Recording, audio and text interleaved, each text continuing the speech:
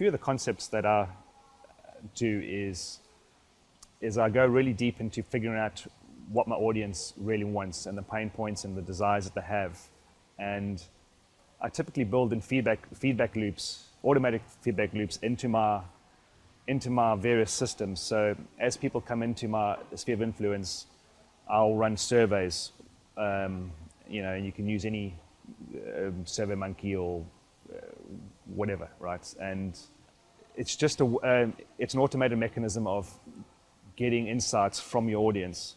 And over time, all these insights that you get can give you a far deeper understanding into what makes these people tick and what motivates them to take action and the deeper desires as to why they're trying to do whatever or why they're on your list, for example. And most people don't do that, and they don't know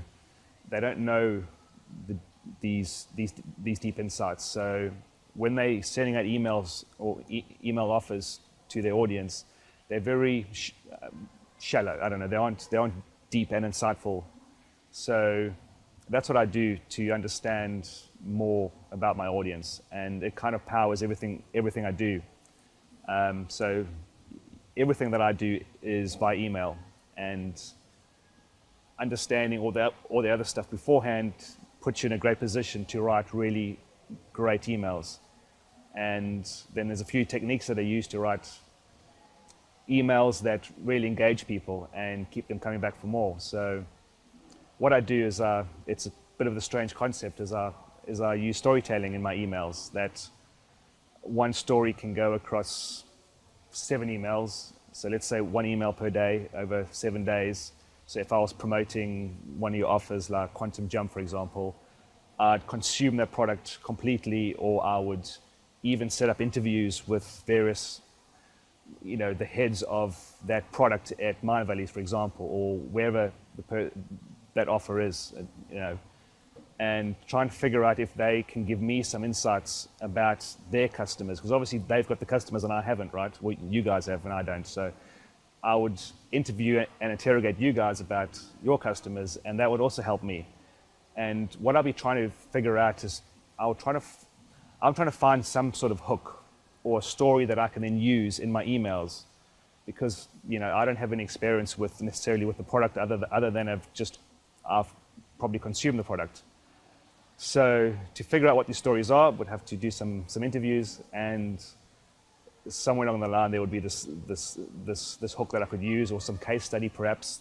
As I go from email 1 to 2 to 3 to 4, whatever, I'd end in cliffhangers. When an episode of 24 finishes or Lost, it never ever just finishes, right? There's always some sort of cliffhanger that they will throw in at the end.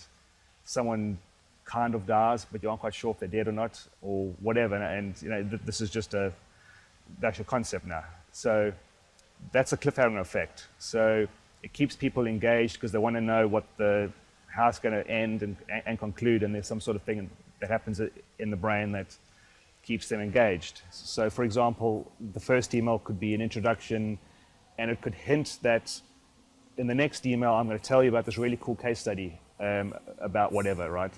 So now I've created this open loop where they're now wanting to hear about the story, or I could start the story and then just end it. So, sorry that I think this email's too long already. I'll tell you the rest of it tomorrow. And then the next day you would continue with that story, or you can write something different. So you don't actually close that previous story, but it's still connected in the sense that it's one long story. Then you would finish the case study and you would create another cliffhanger, and again you do that same thing, and you string people along across all these emails in a way that it kind of teases them and it creates an anticipation for what's coming next. And through, for example, if you're showcasing this case study, the case study is obviously it's some sort of result that's happened. There's something's happened that's going to be tied into the end result that the audience wants. So now you're using this case study to build desire, because it's a link to the desired end result that the audience wants to get.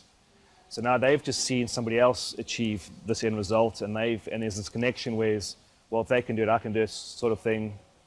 So you aren't actually selling that. Well, you can write this in such a way that you don't have to sell it all. All the desire and anticipation is just created through using techniques like someone's case study, for example, and creating all these different open loops. And when they get to the last email, there's so much stuff's built up that they're going to be way more inclined to purchase whatever the product is, the offer at the end, so then they can get their own desired end result.